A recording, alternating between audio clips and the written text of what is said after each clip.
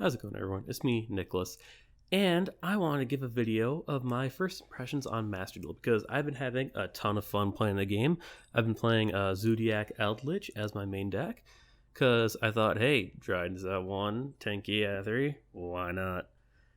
Also, my friend Cody posted in this video if you want to follow me on there, and maybe we can duel someday.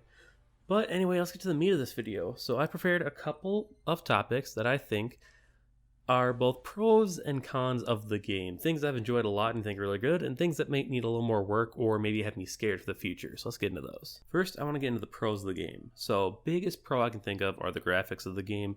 It looks fantastic. All the effects are super cool. My favorite one is probably the Zeus effect when he comes down, the lightning like shoots out of his thrusters. It's just rad. I love the way this game looks. It's the closest we can feel to be playing with like real holograms at the moment. Another pro of this game is the progression system of the game. Normally gacha games are super predatory, and make no mistake, this game is very predatory. But I think it's able to balance its money grubbing with its free-to-play friendliness pretty well. So for those who don't know, you get gems, which are your in-game currency that you can either buy or earn through gameplay. You spend those to pull packs of cards. Now there are 3 different packs: the Master Pack, which has everything, a like anime protagonist monster pack, and then like a pack that has like a bunch of good competitive staples and archetypes in it. And then once you pull from those packs, you can actually unlock secret packs, which are packs that are dedicated to certain archetypes. That's really good for hunting down something that you specifically want.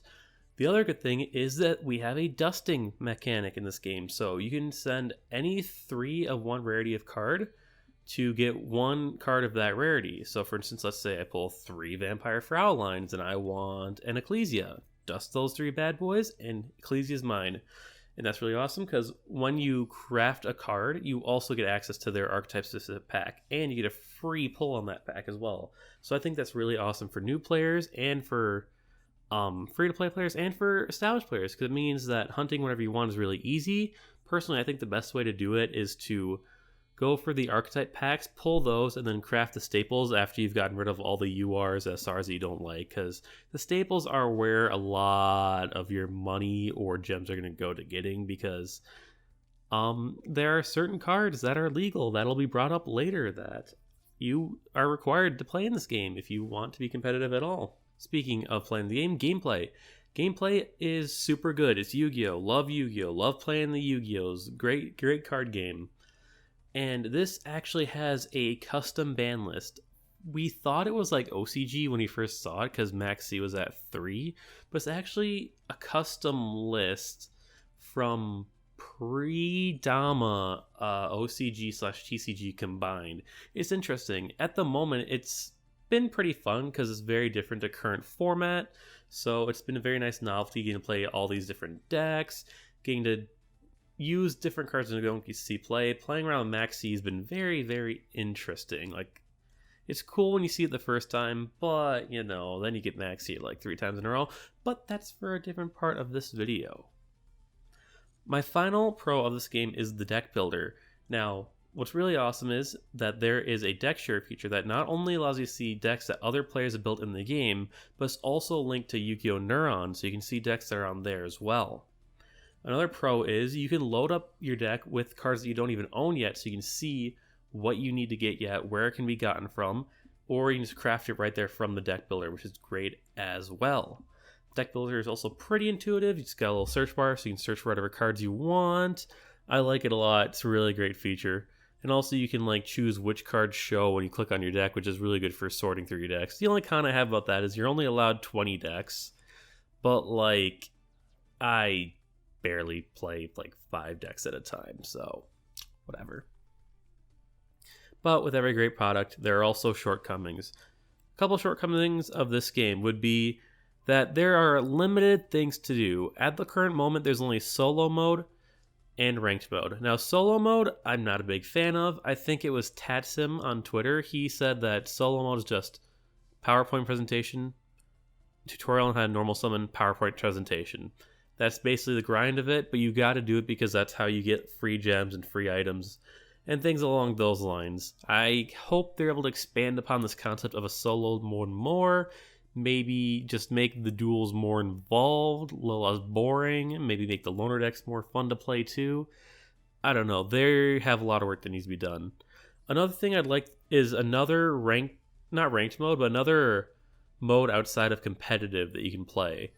So I think what would be really cool is if they implemented battle packs into the game where you could do a battle pack draft. Battle pack draft would be such a good departure from the regular gameplay loop and a great way to like refresh yourself.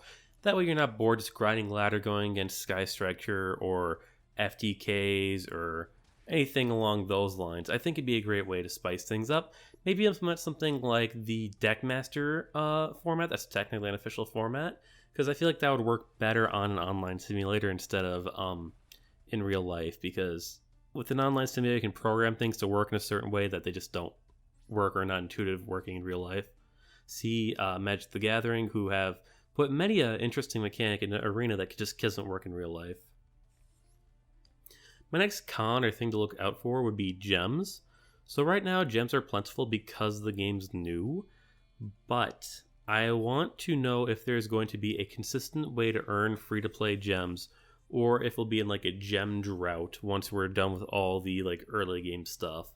It's really important to see how that plays out, because that's really this game's gonna live or die by its free-to-play audience. Like, yeah, the whales are gonna fund it, but its player base is going to be made up by the free-to-play players. A next con or nitpick is that there are too many packs. The Master Pack having all 10,000 cards or whatever in it kind of stinks because it's so hard to pull what you want. The Secret Packs are the way around this, but Secret Packs are only available for 24 hours after you've pulled a card out of them. And that's really annoying. If you unlock a Secret Pack, you should just stay there forever, or you should just have the Secret Packs out there forever. I get why they did it this way, but I feel like just having access to the secret packs would make things so much more available for all of us. Like, sure, leave the staples in the master pack, but come on, let us pull for our archetypes. Finally, my last con is the ban list. We only have the one weird custom ban list, and while it's fine for now, there's a lot of really powerful and broken cards on there that are legal right now that should not be, like Maxi, VFD, Vanities, Emptiness, Triple Skill Drain. Stuff like that we in the TCG don't want to deal with. I hope that they're able to implement a TCG and OCG ban list so that way you can choose which ban list you want to do. Because even though Master Duel currently has a combined ban list, I don't see them combining the TCG and OCG ban lists anytime soon. So it'd be nice if I could just like play the format that I used to. Maybe they could do it where they have the current Master Duel ban list, this weird custom thing, as your best of one ban list, and then you have a separate TCG and OCG ban list for best of 3 or for ranked modes, because I assume they're going to try and host like YCSs or at least some form of competitive high level play on this simulator. But yeah, that wraps up my thoughts on Master Duel. I think it's a great simulator. It's basically everything we could have ever wanted and more, and I'm really looking for the future, and I hope they can improve upon the issues that I've had, as well as continue doing all the great things that they have done. If you've liked this video, make sure to hit that like button and that subscribe button. Every like and subscribe helps. I'm trying to get to 1K subscribers by the end of the year. And with that all out of the way, I'll see you on Sunday for Sealed Only.